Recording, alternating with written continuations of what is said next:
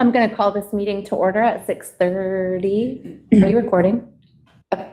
We're going to start with the Pledge of Allegiance, followed by a moment of silence. I pledge allegiance to the flag of the United States of America and to the republic for which it stands, one nation, under God, indivisible, with liberty and justice for all.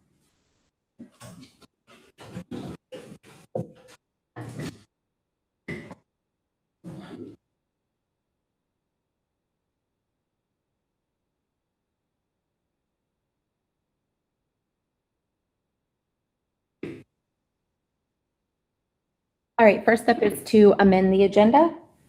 Does anybody need to amend the agenda? So just a quick note, when we added the consent agenda, if we keep this going forward, if you do want to pull something off of that, we do it here and just add it to the end of the business list, or, I mean, you could move it around, but that would be the simplest way to do it. All right, and next we need a motion to approve minutes from our June 24th meeting. Make a motion to approve those minutes. Second. Is there any discussion? Heather, how do you vote? Aye. Aye. Aye. Aye. Aye. Minutes have passed. Are there any public comments for items not on the agenda? Hearing none, we'll get into new business. We're going to start with a presentation and discussion item, proposed changes to the zoning bylaws.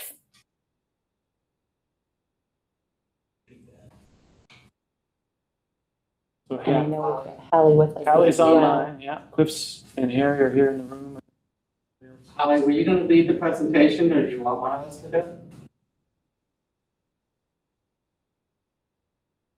Sorry, say that again. I did not hear well. Did you want to lead the presentation, or do you want Harry or I to do it? Yeah, of course. So we've been actually working on these amendments for the past 6 or 7 months. The purpose from the beginning was to adjust the bylaws to meet the requirement from the state on Act 24, allow more housing and make it easier to take a lot of applications by the zoning administrator. Let's say the thing that we did an analysis for all the properties we have in town to check whether it's in compliance with our regulations or not. We found a lot of properties in, like, we have like 90% of the properties in some zones do not comply with our dimensional standards. So we started with the update of the dimensional standards to bring a lot of the properties into compliance with the regulations. During the recent public hearing from the Planning Commission, the committee adopted the regulations, and we had a minor change during that meeting, and you already have the final revision adopted by the Planning Commission. So if you have any questions on a certain section, I can move forward and explain that for you.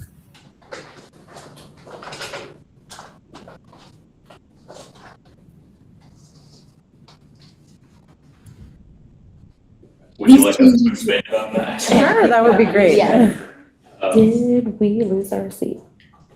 Yeah, so as Hallie said, the main impetus behind this was kind of to bring the bylaw in. I'm Harry Buckner, by the way, Vice Chair of the Planning Commission. Not sure that everyone. Excuse me, Harry, before you Do you start, want me to- maybe be on camera and bring the chair. Yeah, that would be a good Yeah. idea, actually. Sorry, yeah. Hot seat, Harry. You can bring a chair right up here. Yeah. The witness stand. You know, and I'm concerned that people in the audience can't see the screen. Is that a problem for you guys in the audience? Lots of stuff. You don't want to see it? Okay, because we could be very entertaining too. Okay, yeah, we're good. Yeah, so the main impetus was to kind of bring the bylaw into compliance with the Home Act, the Act 47 of 2023. So that kind of was the state preempting local zoning in a couple of key ways to encourage housing development. So really the main thing in terms of use that we've updated is that dwellings, so multifamily housing of up to 4 units is allowed as of right everywhere in town now that has water and sewer access. So all of that's been updated in the bylaw. And then to just kind of put a finer point on Hallie's good work that she was talking about, she did basically a spatial analysis of all the parcels in town and how they align with what was actually in the current bylaw in terms of dimensional standards, so setbacks and frontage and lot size and all that.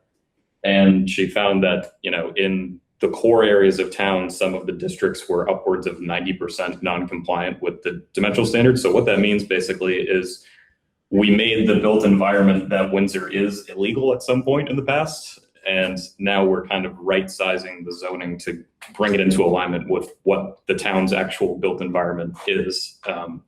So that just kind of decreases the number of administrative permits and things like that have to be pulled just because everything is technically non-compliant. So it's really just kind of a housekeeping thing, but it also means that we can kind of, encourage this kind of built environment that everyone seems to like, that we have historically had in town, of kind of like dense houses on basically city lots.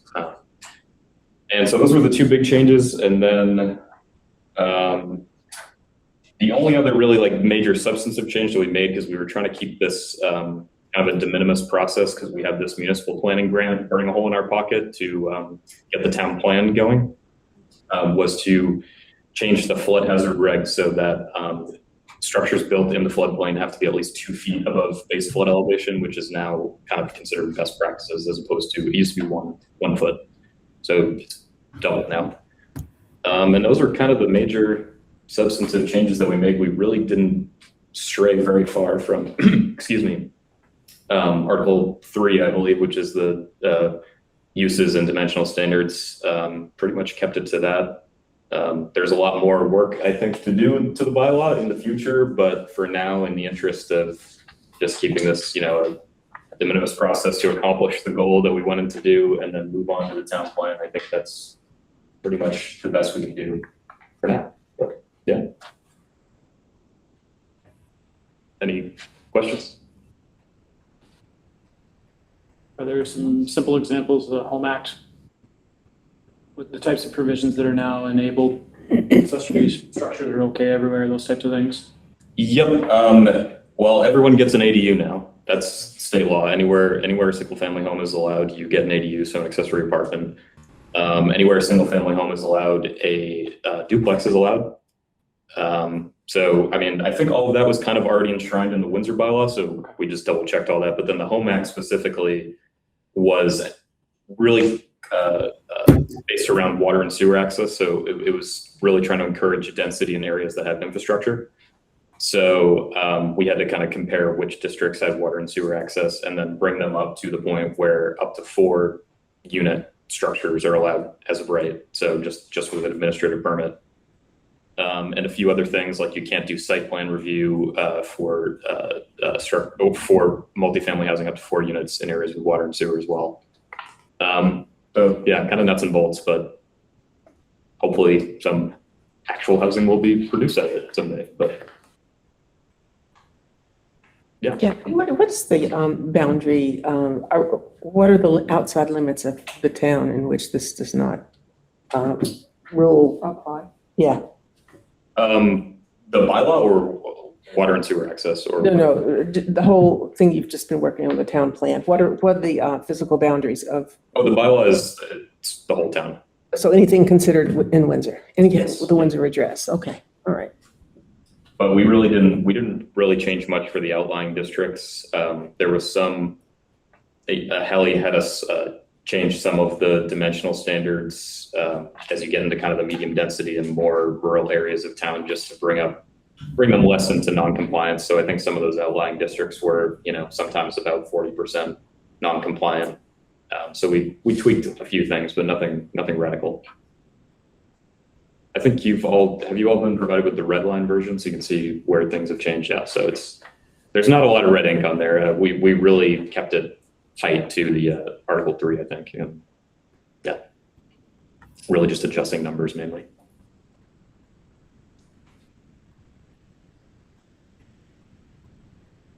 Thank you. Thank you, Harry. Thank you, Hallie. You're welcome. I know this was a lot of work. Cliff? I got that. I just want Don't to worry about it. state your name.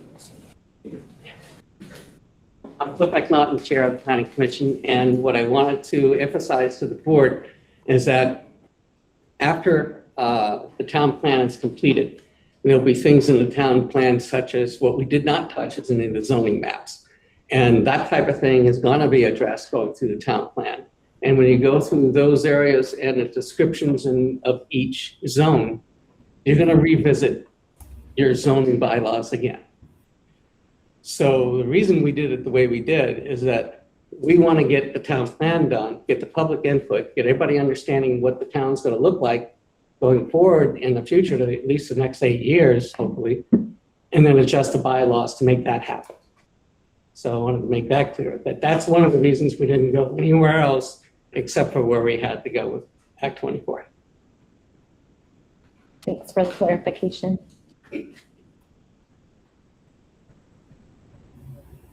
Were there any other questions? Just as a process, this was a presentation, an initial discussion. Your action item would be to warn a public hearing for August 19th if you have no other changes. And it would be August 19th. Yep, I think that's your August meeting date. Yeah. And that also provides plenty of time to meet. There's statutory timelines for warning those things, and I think that provides us plenty of time to do that. August 26th. Is it the 26th? Yeah. You have even more time. Oh, would you look at that? Look at that. August 26th. Okay, so that would be the. You have a hand? Yes. Come right up.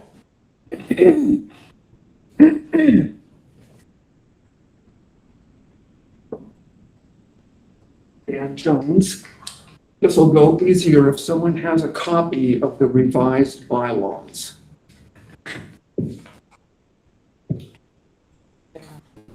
So you do electronic, but I'm not sure if it's a copy. Yeah, got it on our phone now. All right, put it on my phone.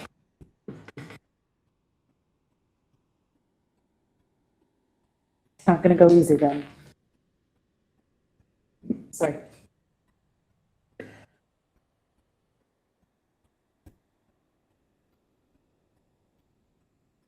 There's access to spreadsheet as well. Would it just be The called? reason I ask is that I looked in the agenda packet within the last hour and I didn't see it there. And go print you a copy too as a analog hack if you want one, while you try to start. Trevor, I think the bylaws are posted on the website since the planning commission hearing, so it's available for the public even though it's not in the packet. Okay, the document that was available for the planning commission hearing was amended, I think, by action of the planning commission. It's page 77. You just want one page? That would be good. Red line version or regular? Red line. I think. Red line, yes. Would you like me to share the document? If you can show it.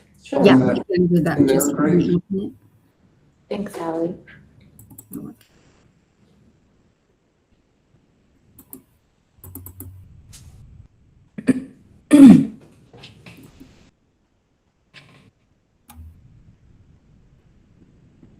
Did you find it, Tara? No, I'm It's going. hard to do I know, it. there's He's printing it though right now. 5 Yeah. different things say bylaws. Yeah, are you referring to the track changes document or the clean document then? The track changes document. I'm opening that one, just give me a second.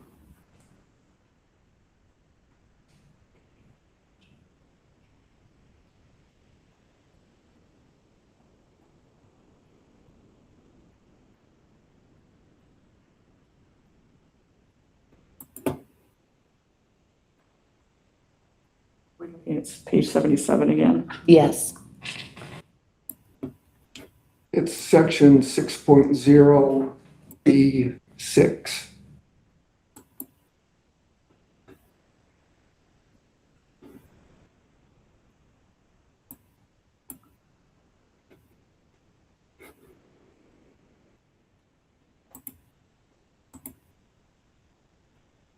You know, like, it was-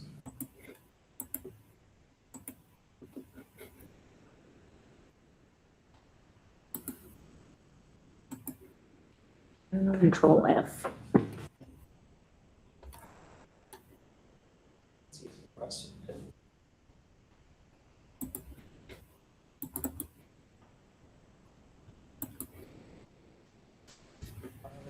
Thanks.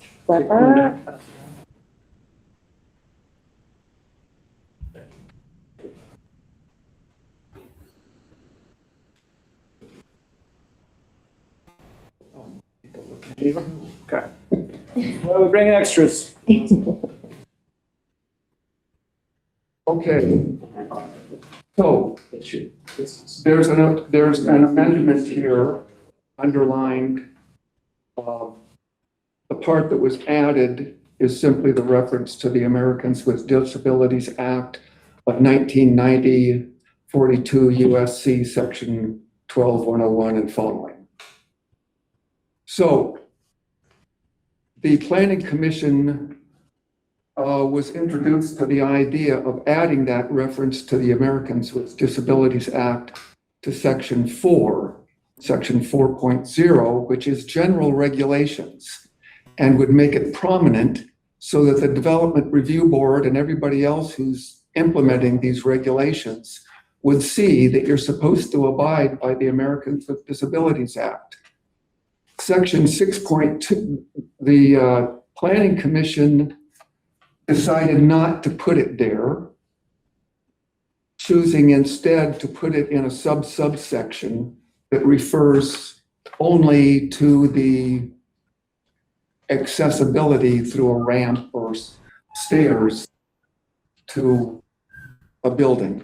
And it's in the section on exemptions or exclusions. It should be put in Article 4. Technically, it's not necessary to say anything about the Americans with Disabilities Act in this document because it's federal law and you have to abide by it. But the fact is, it's not often not abided by. And the reason it's not abided by, we may presume, is that it's not emphasized.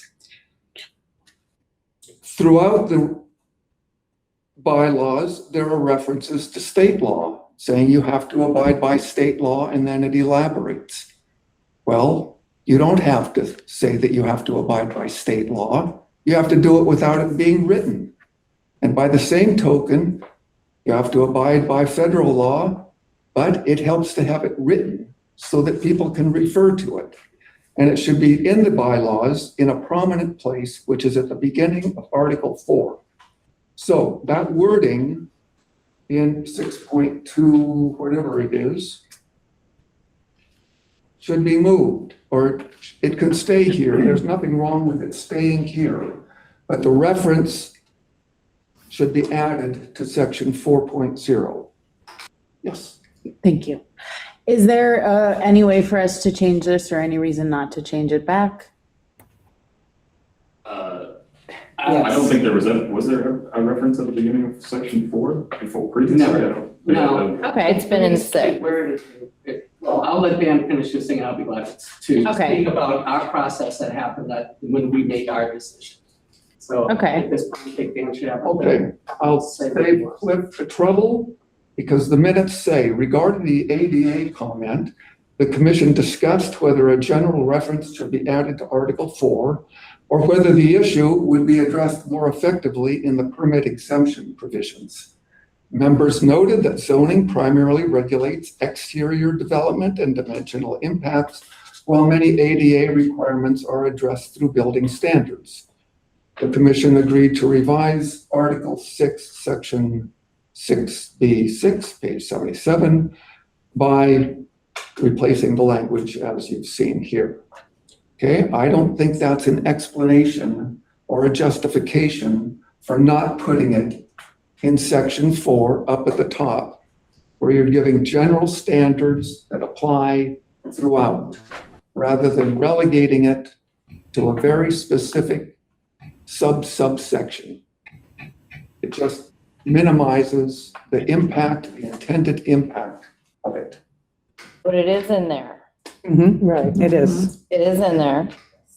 It's in section. Changing sorry. it potentially could make this process take longer depending on what they consider a substantial change or minimal change. But it's in there. It's just not where you want it. It's in there in reference to a very specific provision having to do with access to the buildings through ramps. If you read that red part there, it's limited to that specific feature of a building. There are all sorts of other potential applications of the ADA in the zoning requirements, in the zoning bylaws. And by not putting it up at the top of a section where it's more general, that generality is lost. Thank you, Dan. Yep. Harry. Yeah, you want me to come back up? Yeah. We like you sitting with us. I don't mind. You guys seem nice. Okay, yeah, so where to begin with this? So procedurally, if you guys haven't warned your hearing yet, you can make changes still to the draft before the hearing draft is warned. So if you'd like to make changes now, provided that that hasn't happened yet, you're free to do that. The one thing about select board hearings for bylaws is that if you make substantive changes after the hearing, you have to have another hearing, which we are not required to do as the planning commission. So it could jam you up procedurally if you wait to do it until after the hearing or make any changes. So if there are any changes you want to make now, the most expedient thing to do would be to do them now before the first hearing is warned. So you don't have to do another hearing. As far as this goes, I mean, I disagree that it minimizes the impact of it. I think this actually makes it mean something where we put it. If it were at the beginning of Article 4, which is general regulations applicability, it would just be lip service essentially. So we took the note about making reference to the ADA somewhere in the bylaw, but we added it to the existing section that exempts accessibility modifications from permitting. So that's why it's not a subsection, it's not buried, it's the exemptions to permitting, so it's important stuff. Arguably, maybe the whole bylaw should be reorganized and exemptions should be higher up and not on page 77, but that's where they have been. So yeah, there was an existing exemption for handicap ramps and access to first floor above grade, and we took the note and added reference to the actual legal citation for ADA in. So it has teeth basically. And then as far as other accessibility modifications go that are inside of a building or not even related to building at all, the bylaw doesn't regulate that. So if we had building permits or this was a document that regulated building permits in some way, those interior modifications might matter, but zoning has really nothing to say about interior modifications. I feel like you guys have put a lot of work into this. I know you've been working on this for quite some time. And I feel like if this is where you guys have it, that was probably what you guys felt was best, but it's in there and you guys feel good with this. I'd say so, yeah. We were happy for the note. I just wanted it to be somewhere impactful. So that's, I think, what we landed on.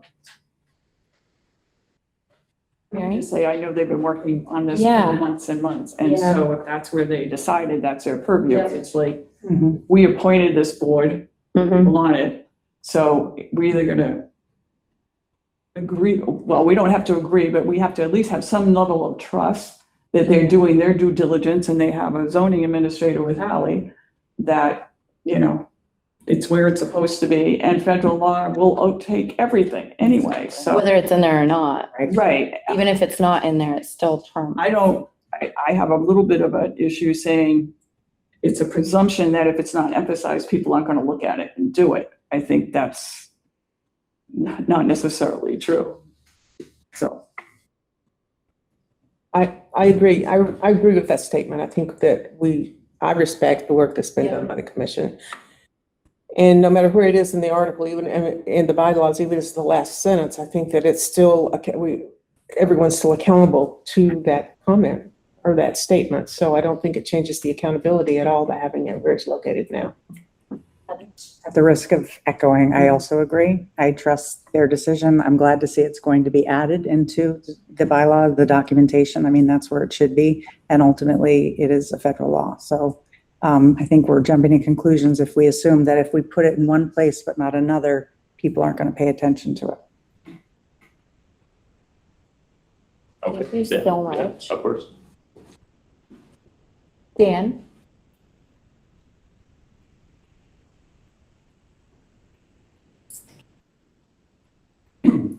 Several members have expressed a lot of trust in the diligence of the Planning Commission. So I'd like to recall the document you approved back in February in regard to the Tier 1B designation of certain sections in town. The map that, again, they had gone through months of review, and we were assured that they had done their homework. But the map that was in their agenda packet, when they approved it and sent it to you, showed part of the wildlife management area as a Tier 1B zone. That was fortunately removed without your permission after you approved it. It was changed by the Regional Commission. Didn't go through here at all. So what the Regional Commission sent to the Land Use Review Board was not what you approved. So if you're putting your trust in the Planning Commission, I would warn you that you should look and use your own judgment. I'm not proposing that the text that they've put in section 6.2 be removed, but it should be added to section 4. Thank you for your comments. Cliff? Normally, I wouldn't let it go, but I have to say what, as for the record, what was just stated is not correct, and it needs to be correct. What Dan brought up was the Regional Planning Commission plan, not the Windsor Planning Commission. We don't have any control over that. We were asked for comments for it. We had a meeting later that we all voted, had comments. Prior to going to the select board, the Planning Commission talked to Tom, the town manager at the time, and he sent an email to me at the time asking which 2 terms might be more appropriate to put in there if the interest was having housing there. And I responded what my thought was on it, and it wasn't as chair, it was as he was looking for some input into what might be the better approach. Again, he talked to Tom about it. Tom gave his input. The document was developed and brought to the board. The board that night reconfirmed and emphasized that they think housing is a priority and that if we could get 1B status there, that could be a long-term advantage. There was nothing nefarious going on. The original regional plan, the line that was drawn incorrectly. Jason recognized, oh, I just grabbed the map and I didn't check that. It was human error. Somebody made a mistake. It was corrected immediately. And when the final presentation, the public hearing came out, for the second public hearing, it was in the first one. That's what they're upset about. And the second one, that has been corrected. So I just wanted to be clear that there's nothing, no fancy under the table things or anything else that are alluded to about this planning commission. We did our job. Thank you. And with that, we're going to move on to the Arts Committee update. Do we have to vote or approve and set the date? Don't we have to do that for the hearing? Yeah, It was just a presentation and a discussion. okay, so we don't have to. Yeah. We'll warn it for the 26th. Okay. You could have a motion to warn it for then if you want. That would fit within it, but we'll warn it for that anyway. So it's already, okay, I just wanted to make sure.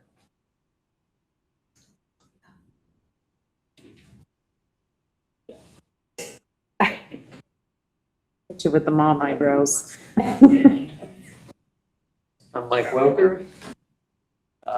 Emma or Mary, feel free to also intervene or tee this up. Jeffrey, you obviously have some knowledge of this, being the Windsor Improvement Corporation liaison, but I will speak on behalf of the Public Arts Committee, which is an initiative of the Downtown Committee, which is administered by Windsor Improvement Corporation. Mouthful, right? So basically, the committee, the Arts Committee, was formed during this past fiscal year under basically the directive of this would be a 2-year project, right? First year would essentially be, getting a committee together, getting some ideas together, putting some feasible projects together for community art, which obviously can mean a lot of things to people, right? So that can be a pretty big thing to tackle, right? I think sometimes people think community art could be one thing or the other.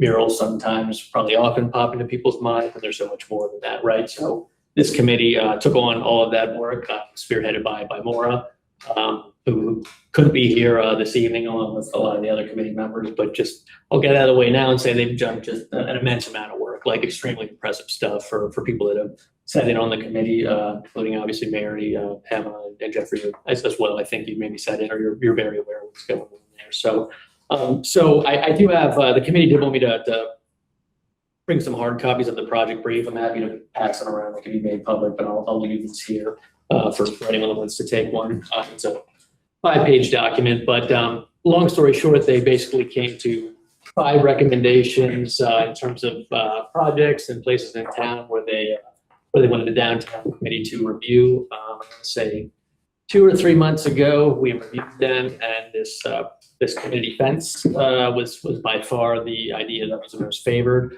There were a few other ones, and I don't go too far into it unless you have questions, but there were a few other ones that we were very favorable on, but the community fence installation was the one that really, caught fire, if you will, in terms of everybody really was excited for that. So now there's a lot of fences in town, of course. The one we're talking about is the one on Main Street, right? And there obviously are some reasons for that, right? People are driving through, they can see it. If they're walking around town, they can see it. The one thing I would say, like when this idea got brought forward, is people started also thinking, there's other fences in town where something like this could be pretty cool, right? But so we are, just to be very specific, and there is on the last page of the brief, or not the next to last page of the brief that I shared, there's a picture of said fence, which I'm sure people will know of, having traveled to from Main Street. And then the last page of the brief, these are examples, inspiration, if you will, in terms of some things that could actually go on there. So that's kind of, in a nutshell, where we ended up in terms of like the project that we really want to go forward with. It's at Main Street Friends. Where the committee is now, which they obviously need very consistently to do all this work, of course, is kind of going through what the visuals would be on the fence. So there's, I want to say, 4 or 5 different ideas that have been kind of tossed around. Some of them are some of them are fish, if you will. There's some an eco tie-in, but as you know, when you're trying to get to consensus at times on community art, there needs to be a pretty robust discussion on that, right? Everybody has contributed very good ideas, I will say, and it's just kind of a matter of narrowing that into what we think it should be. And so we also obviously welcome additional input on that very topic. And so let's see, what didn't I cover? Part of this will be funded from WIC, the Downtown Committee. We obviously administer a program that's funded by the state. We also have the committee, actively searching for grants. The eco piece in general has a pretty good time to some grants that are out there, or there are some others that would fit. The committee, as you'll see in the brief, also talks about sponsorships, which are obviously a good idea if we can get some in Windsor or surrounding areas to help fund this. But in short, we will fund this. We want to encourage the committee, with being we. And so we do not want to let like funding prohibit this getting done. So that's something that will work its way out, one way or the other. Yeah, I think, sorry, that was a lot of talking, but just Emma, Mary, anything else to kind of contribute? I know you've been there even more so from the start as far as committee work goes.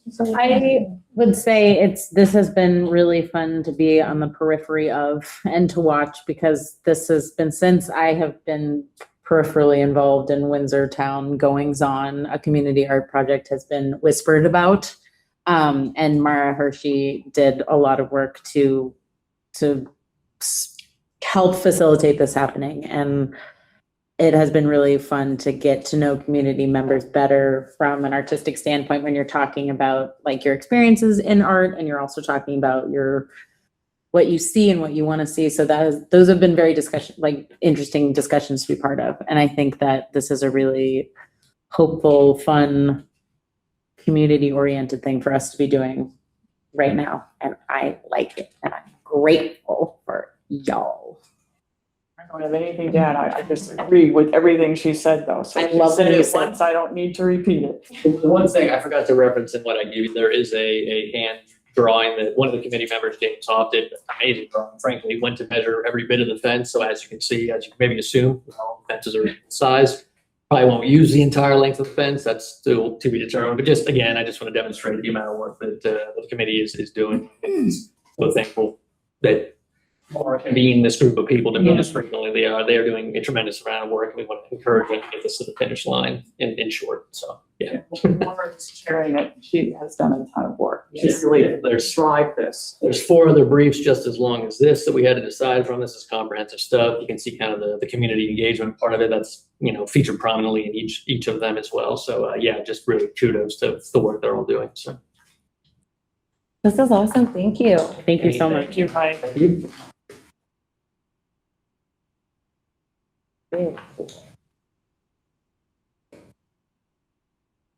Next up, we have an action item to consider setting the fiscal year 27 tax rates. The happiest time of the year. I think it's the most popular. Take your word for it, Trevor. This year is no different. It'll be especially popular. So these are all based on approved budgets, and then with the school rates, these come to us obviously from the state. There are additional calculations they do in addition once they sort of figure out what the district spending is. And I've seen the entire spreadsheet. That's where my wife works. I wouldn't even begin to pretend to tell you how many columns are in it, let alone how it works. It spits out numbers. Those numbers, tax said, come to us in this form that you see here. In short, the base rates for fiscal 27 are up significantly on both ends. So the municipal end is up 8%, and the school end, depending on whether it's homestead or not, it's the homestead one, so the residential one is 12%. So there's a blended rate increase for a residential property on around 10%. What this means is a total of about 26 cents per 100 of assessed value. That's as big a jump as I've seen anywhere in my 2 decades. But this is all what follows from what was voted, what was approved. So none of this is sort of new or unusual stuff. There's anything in the local calculations that's wonky. It's the basic. When we look at this, so you take your budgeted amount that's approved, subtract your non-tax revenue from that, and then you divide by the grand list, and you figure out how many pennies you need per 100. And a penny here raises a little less than $40,000. And then on the school end, it's like I said, it's a much different calculation, and we get these numbers. You're not technically setting the school rates.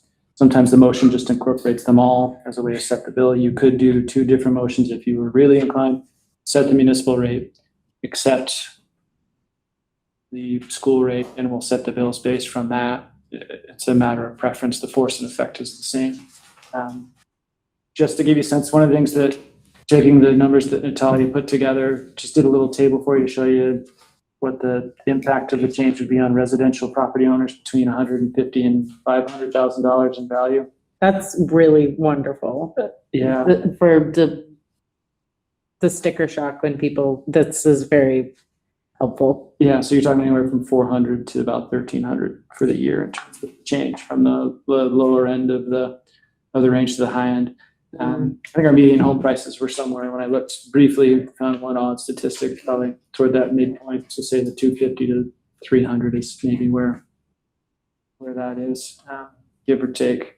So that's the ask today. One of the things that I had mentioned to you as we wrestle with some of the larger financial picture is considering some kind of surcharge on the tax rate. That's what's envisioned in the charter as a mechanism. It's not mandated. Like you said, an amount proportionate to what you've got to raise for that. When I put that on this table, we were thinking it was going to be closer to 120. And talking with Natalia, that number is going to be higher than that. So withdrawing from that, and the reason being we can set the tax rate if a surcharge is part of whatever we do to solve certain issues later on. There'd be a supplemental bill that would make people really happy, but that's the mechanism that we could use if we got to that spot. And this lets us set the rates, get the bills out the door, start to collect some of those payments back in. That alleviates some of the cash flow crunch, alleviates some of our reliance on the tax anticipation note. When you think of our overall set of challenge that we have, these all tie together, and cash flow is a driver of that when we talk about loans and certain other situations we find ourselves in. So not recommending this morning to be closer to 7 cents based on where we think the general fund deficit might be. It was a calculation of there were some added, there were some changes to the closeout process that increased sort of the amount that was spent. Cash was counted in I think 2 spots, and cash just in the right spot. So there was a little bit that pushed it up, about double from where we thought it was. So to catch it now, because otherwise it would have been 3 cents. That's not great, but that's more palatable than being north of 7. The charter's nice in that it gives us a little flexibility to, if we do go that route, it's the amount we need to raise, where state law sets it in multiples of 5. So you'd be charging 5%. So you'd be up 7-8 cents regardless. So I just want to make sure I understand what you're saying. So to not have to have the total tax increase be 10%, we could set ours lower, and then in case of emergency, then send out a third tax bill? The supplemental bill would be only to retire a fiscal 26 deficit. So you'd be setting the rates at the 10.2% overall as a baseline. Okay. Based on the approved budgets. If we decide that's how we're going to retire the 26 deficit, there'd be a supplemental bill. There might be other ways to get there, whether it's FY27 spending, loans are an acceptable way to retire deficits. So as we try to figure out how to take some of the recommendations you've already seen in prior meetings, pair them with what we think might work as well, look short, mid, and long term. Yeah. And try to do no harm downstream. Yeah. That's sort of the project we're working on for August, and I wanted to kind of pull back from this moment here. I don't have a clear enough pathway for you. Yeah. For all the different pieces, and I don't want something to unintentionally disrupt something else, because it is about retiring deficits, making sure we pay back any money we borrow from ourselves if we can. Yeah.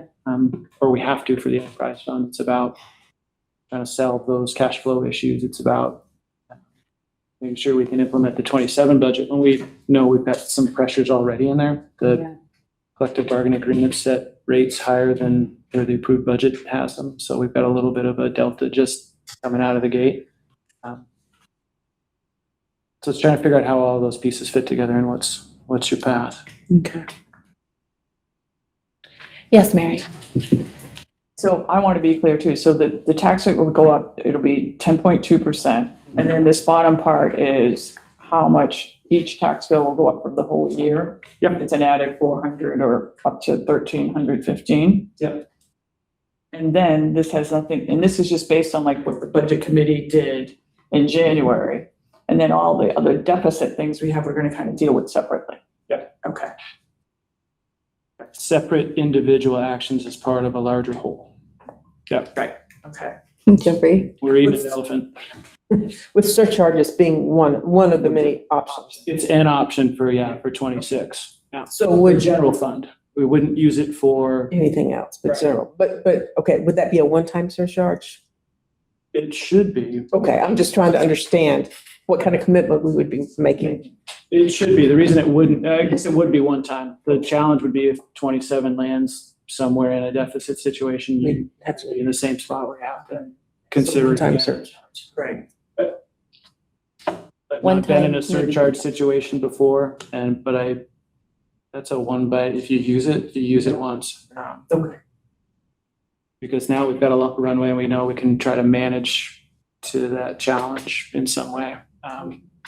To the extent we can. I mean, some of what went into the mix, and if you remember back from the ambulance revenue, we had Yes. the calls were non-billable for the last fiscal year. Right. And there's no good answer in terms of how to predict what's coming. Calls volume seems to be solid, if not up right now.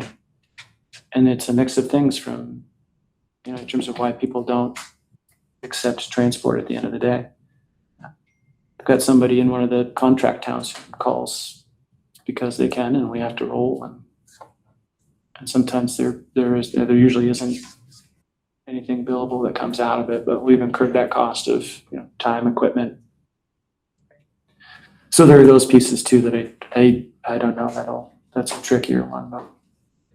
So the goal would be set this. This lets us do what voters have already seen, what already approved. What we'll bring to you is sort of here's what we think now based on this. So we'll probably build off everything you've heard from when Tom was here. We'll look at some of those options. You'll probably see some kind of blended type of thing. There are components that we'll have to address now. There are others that we may have to figure out how to stretch and then make sure that we make kind of budget notes. So when we build the budget for fiscal 28, those things are in there in some way, or we've put some kind of protection in there. And maybe we have to try to change the way we budget for certain things. Some of it might be how we pay for projects. We may change the flow of that. So anything that we've already bonded for, we may sort of roll it back, separate bond anticipation note, wall it all off, pay for the project, draw the band, budget for the interest, and then we're out of it, and that all stays kind of over here in the project account. And we're not using general fund cash to get through reimbursements. So that's a really weedy way of saying it's going to be a little bit of everything probably moving forward. This is all born of doing good stuff, of providing service, of making investments. I want to be very clear. This is, we're in a tough spot because of good stuff, not because anything went haywire or anything wasn't done right. It's just, this is how it all conspired to come together. And that happens. So it'll have a path back out, but I think you should already prepare for some tough budget conversations about a variety of things. But yes, for tonight, this is baseline 27, gets us rolling, gets money in. These are the numbers you have to set in order to do that. They are not palatable, but they are what they are. A motion or anything? Emotions, yeah. I would just, you could do, like I said, you could do one to motion to set the rates, and then when we do the minutes, have them incorporated into the minutes. It's kind of a nice, so just put that into the motion. You can read them out, or we can just say as listed to incorporate them in that. I will make the motion to set the tax rates. I'll second. Is there any discussion? Heather, how do you vote? Aye. Aye. Aye. Aye. It is set. Next is a presentation and possible action item, the fiscal year 27 utility budget. You've received some draft copies in prior meetings. It's another one we wanted to pull back a step. We've got some extra time before the bills go out. There are a couple of reasons for that. Natalia's got some lines that, in looking at trend lines, we may want to adjust there. On the sewer budget, one of the things we may want to consider is whether or not we want to put some money in there for what's I'm calling a likely change in how we handle biosolids. So you'll see in the budgets that we've got a sludge and permitting line. That's for increases biosolids. We land apply them on a farm field south of town so they don't truck them very far. They get sprayed down. There are monitoring wells to make sure that they're in compliance with every set of standards they need to be. We're in the process of re-upping our 5-year permit. In talking with the folks from DEC, they said your permit is likely to be approved. You've met applicable standards. PFAS is the one that had there was a sample that tested over. Turned out it was either sampling or testing, or there was something with that one that was off. It was retested. Everything was at or below those levels that it needed to be. So we land applied this year. So they're likely to do that, but as those limits change, and as we test, we have one sort of test that's over those limits, we could not have an option for disposing of biosolids in the same manner. The trick with it is there's no good alternative to that. We're looking at probably, if we had a short-term fix, trucking it to the landfill up in Coventry. So that's contracting with someone like Casella, having them come, the manpower to load the truck, and they take it away, and we pay whatever that disposal fee is. There are some municipal plants that can take it, process it, and they dispose of it in different ways. You hear about incinerators drying it up. There are some near us, I guess, that do elements of that. There are others that want to be in that business potentially, but I don't know that anybody's fully there to take us on, but that would be a set of calls we'd make to see if we could go that way. Order of magnitude, we budget 30 for what we do now. We did sludge disposal in Randolph. It was 85 a year at least. So it just gives you a sense. Obviously, it's going to depend on the amounts, how far, where you're trucking it, where fuel prices are, if you go that route. And that is provided that landfill continues to accept it. So it might be prudent to put a little in there as a hedge if we got to the spring and we had some amount and we had to truck off-site rather than be caught with a $20,000, and I'm just making up a number there, caught with an expensive problem. And then set the rates. But the question for you all to consider that's sort of lingered throughout is whether or not you want to, because we've got retirement costs in there for both Tom and Mike Reynolds. Those are substantial portions of the increases. We could offset those by lowering capital transfers per year. Obviously cuts the amount going into capital, so we'd have to figure out what the downstream impact of that would be, if any. If we're banking it for some later project, then we just got to figure out how to make up the difference. If you do that, it does lower each one of the proposed, I do those sheets. The last versions you saw, we're looking at a sewer budget that was up 11% and a water budget that was up 8.5%. So if you did make that swap just dollar for dollar where those retirement lines are, you go to 7.8, 6.3%. So it does lower the overall increase before we do anything with the biosolids or anything else. So I just want a little more time to understand that, to see if there are other ways we could budget for certain things, but also be mindful of the fact this is an awful lot of cost increase all at once. And so just being mindful of that, but I don't know if there's no magic and there's not going to be any choice. We're not going to look through the numbers. Here it is. We're giving people money back. And so what would we possibly be voting on? Setting it? Right now, nothing. At the next one, Okay. you'll adopt the utility budgets and set the rates would be the, Okay. and then that would be reflected in the bills that then go out shortly thereafter, because those are on a slightly different quarterly cycle than the tax bills.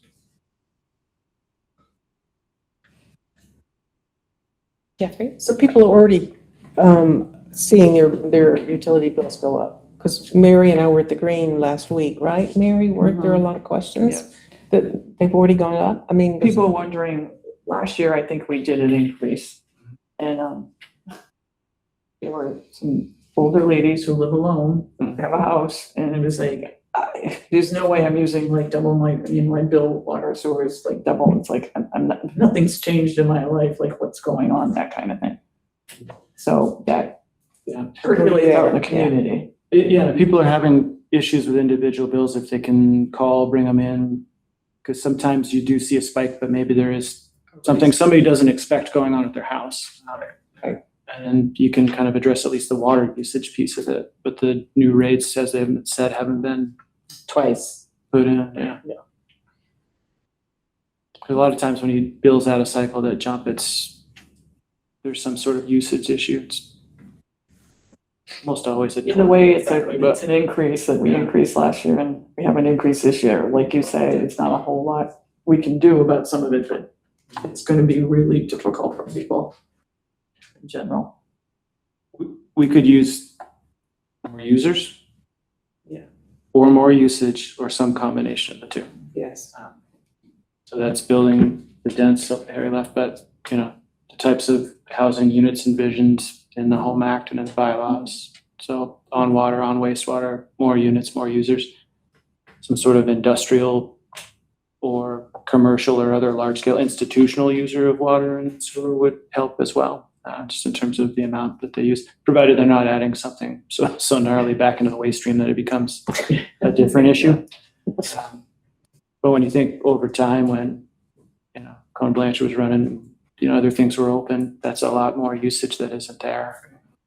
That all falls, it doesn't all fall, most of it falls to the residential. It's handed me kind of a sticky bucket. Yes. All right, We'll get so, through it though. It'll be good. so that was just a discussion. Yep. Excellent. Well, how about we move on to the Johnson Road Project Engineering Award? Yep, because this is grant funded, the idea was to, the cover memo that went in there, that's really not, I mean, that's for you all for educational purpose, but that's really intended for the granting entities. Because these are town highway structures grant funded, those are all state dollars, they tend to mimic federal-esque processes, they want competitive procurement, our purchasing policy says the same. We tried that, there's a whole timeline that the folks from Mount Scottney Regional Commission helped put together. We got one bid back, it was $125,000. We have less than 40 is what the grant footprint is. Reached out to somebody else to see if this was something they could provide some level of thought processing, identify solutions. Brought DEC into the mix. We can put a box culvert out there of a sufficient size and span. That's a structures grant compliant use. And this is all at that $36,000 mark was what came back. So it gives us a couple $1,000s left to play with. And the 38 is the grant was 36 and we've got to match 10%. So that's a little bit in there from us. So this just, we award it to Fitzgerald Environmental. We've run through a whole procurement process. When that didn't fail, we've documented what we did. We've got the price down. We figured out a solution. Everybody should be happy. That's ideal from 125 to what, you know, the grant and then our 10%. That's ideal. Excellent. Next up is, sorry. If we could do a motion to award Oh, okay, so I wasn't sure. the award of engineering service for the Johnson Road Structure Project to Fitzgerald Environmental Association. I will make that motion. I second. Is there any more discussion? Heather, how do you vote? Aye. Aye. Aye. Excellent. So now we'll move in to the consent agenda. And on the consent agenda, we have Municipay, changing of designated owner, approve and sign bond bank documents, salvage yard application for Brown Sale and Services, and Downtown Vibrancy Fund.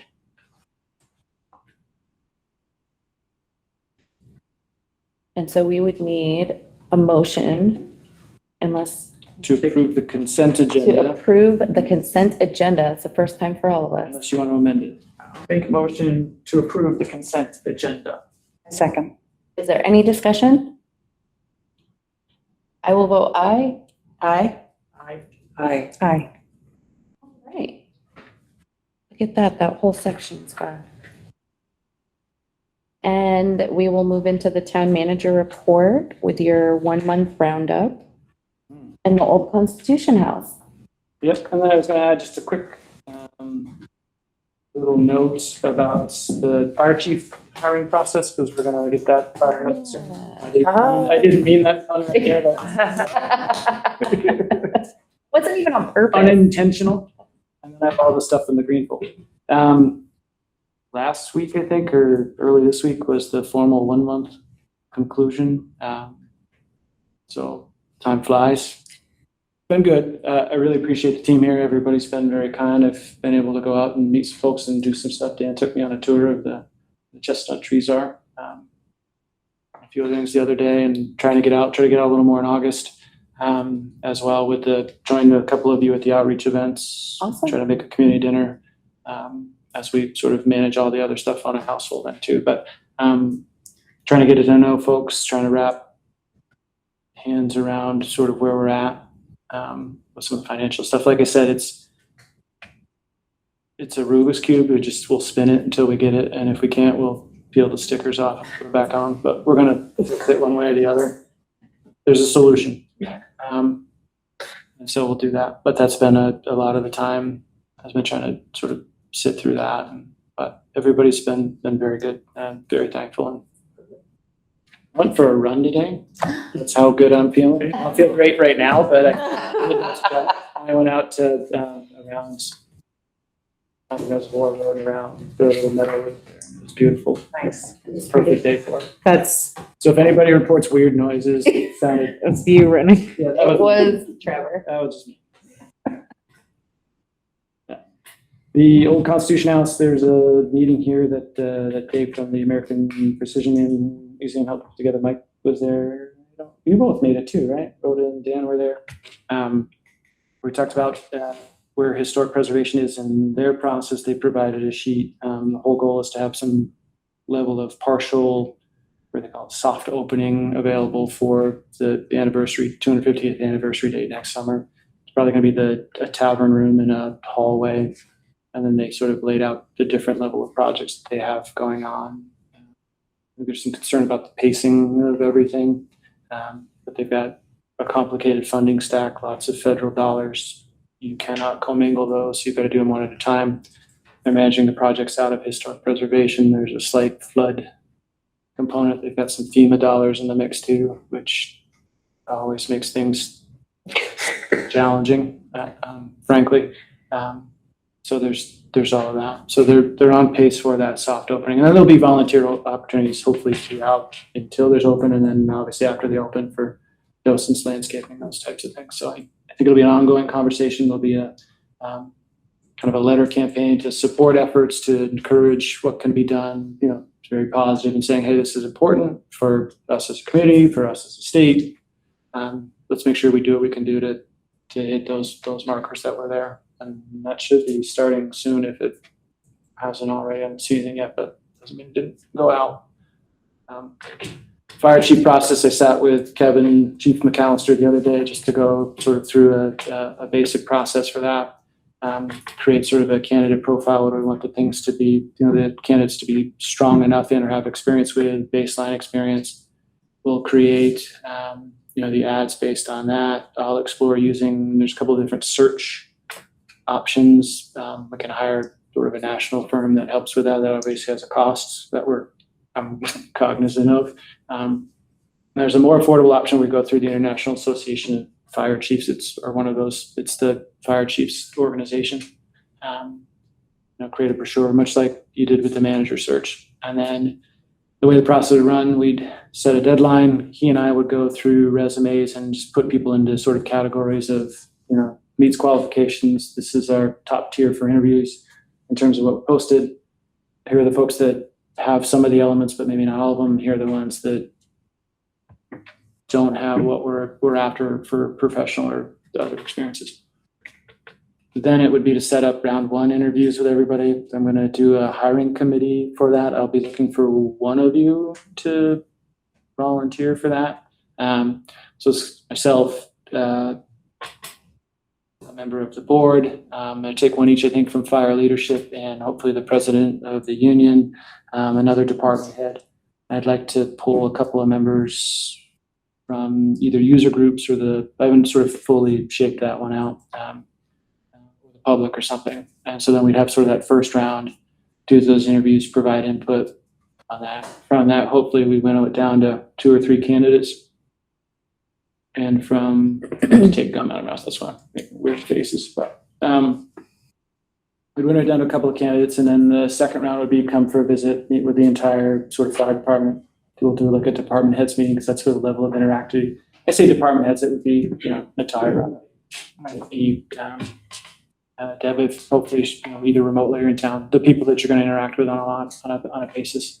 And then I'd probably sit with them again, and then hopefully from there, there's a consensus candidate that shakes out, and we'll figure out transition timelines. We may, just from Kevin's retirement date to when somebody starts, we may be looking at some sort of interim periods. We'll have to figure that out as we get a little bit closer. I would imagine, just based on the process. But that's sort of the general thought point. I wanted to just lay that out for you, because going way back to when we first met, I think we talked a little bit about what that structure could look like. And that's what's envisioned right now. So hopefully in the next couple of weeks, we'll get to add those pieces and the committee fully formed. I like the sounds of your plan. I think it sounds great. Very thorough. Kind of like, it just reminds me of what we just went through. So like, we actually kind of know what we're doing now, but We know a guy. I think that this sounds really good. I also get why, like, yes, consultant, that's a lot of money. We were just talking about how hard the money part is, but I mean, you have a really, really good plan here. I love that you're doing a hiring committee. And wow, I can't believe this is happening.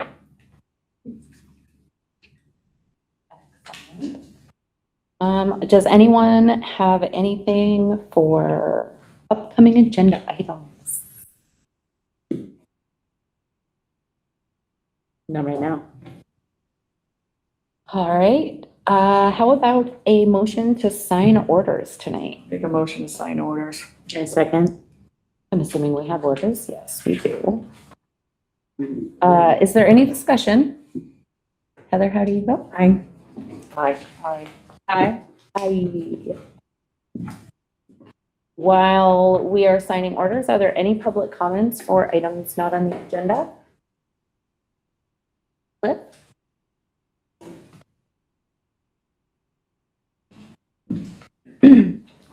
So my question is about supplemental.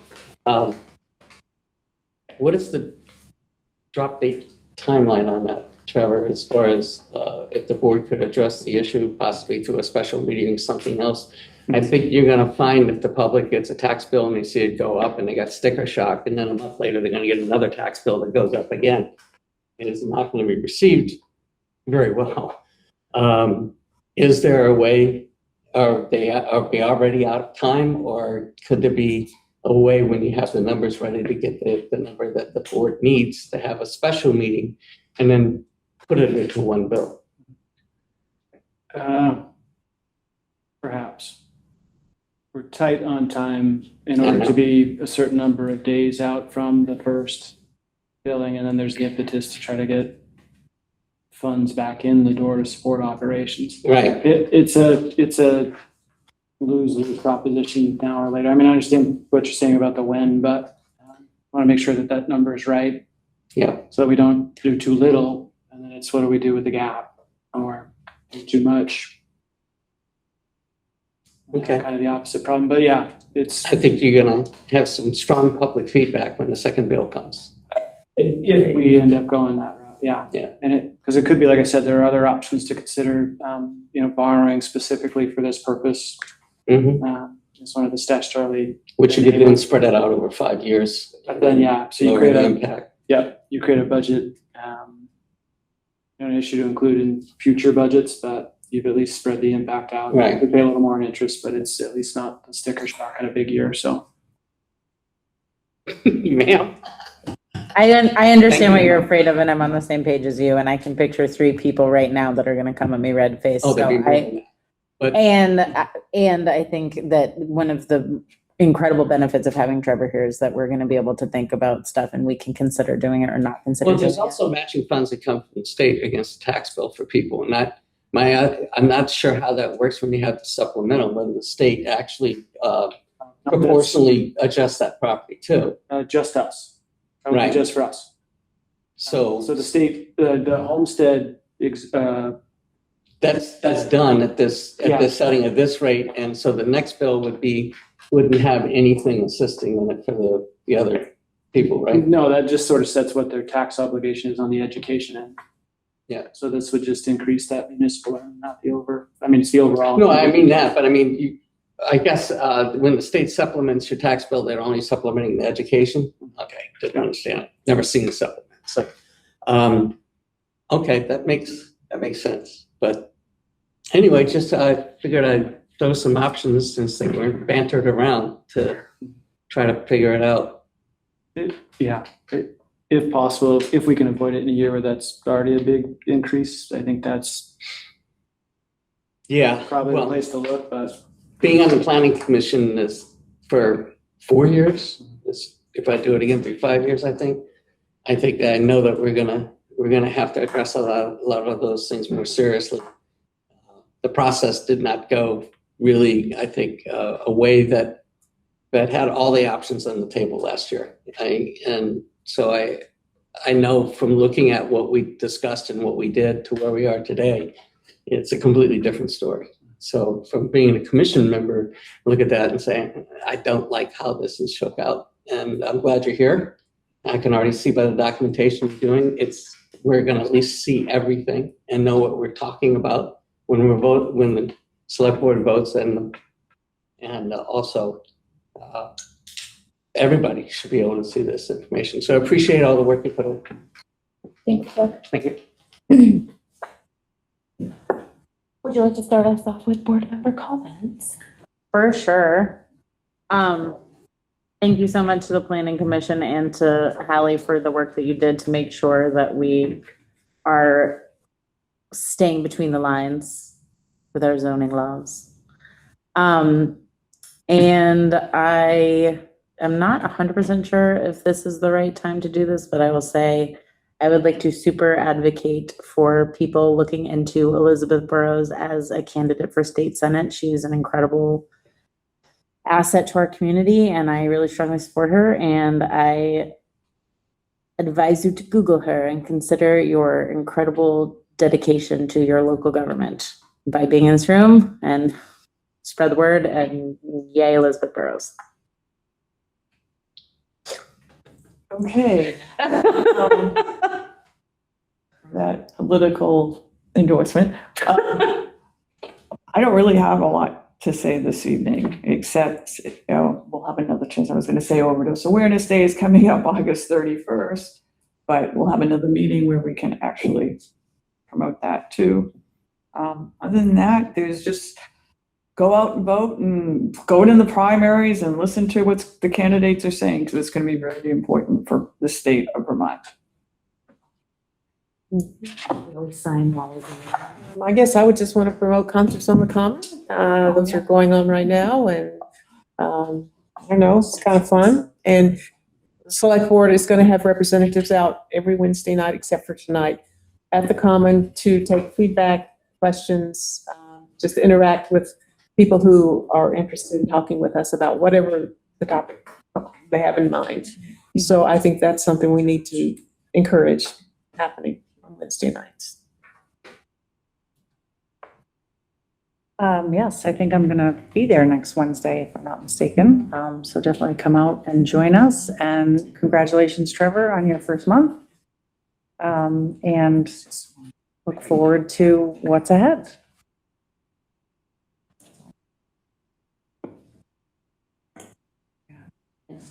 I can't talk and write at the same time.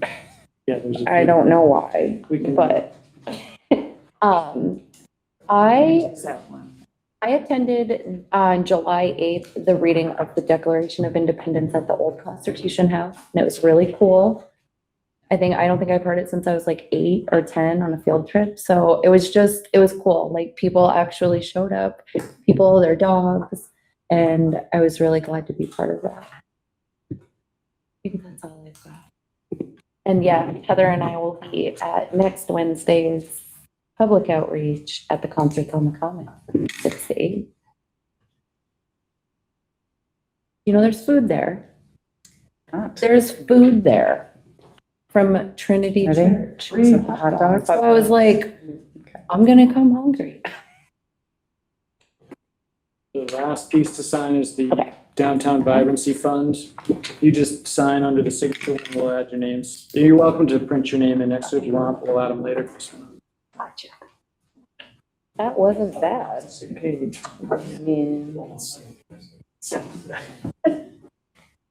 Do we still have the corporate stuff? We do. I'm just gonna wait for that last order to get signed.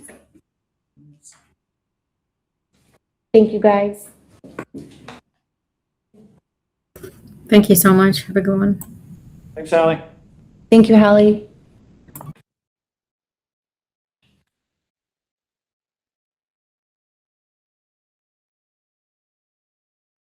One other thing to sign, you've already signed, this is the police contract. When we went to have Oh, them yeah. sign it, there were some dates that referenced 2023.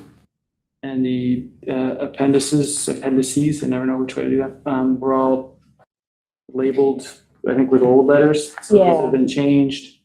So it would just be, if you want to sign under here, and then the second tab is the acknowledgement of arbitration. So those were That the was so funny. so table of contents was updated to have the right Okay. appendix Yep. for each piece, and the effective dates were changed. Okay. Yeah. Do you remember It that slid was through coming everybody's down the round of pipeline? review, yeah. Yeah, but it's here now. Yeah. And that's all that matters.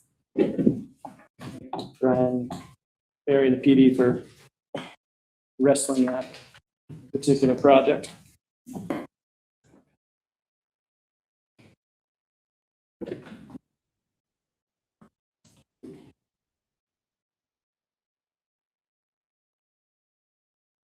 Still really fast. We were going into 4-hour marathon.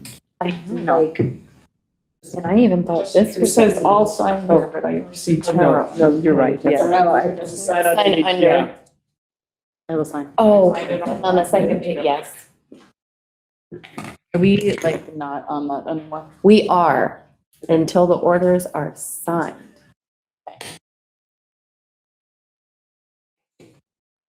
So, that's it. Oh, baby. It's very, very, very, very old.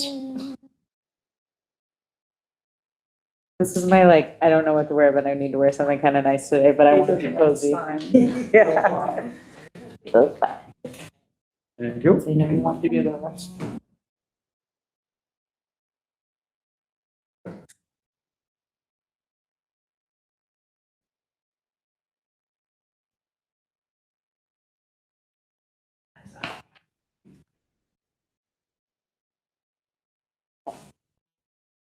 And now I'm going to make a motion that we enter executive session 1 BSA 313A1E. First, you need the motion finding that it's necessary.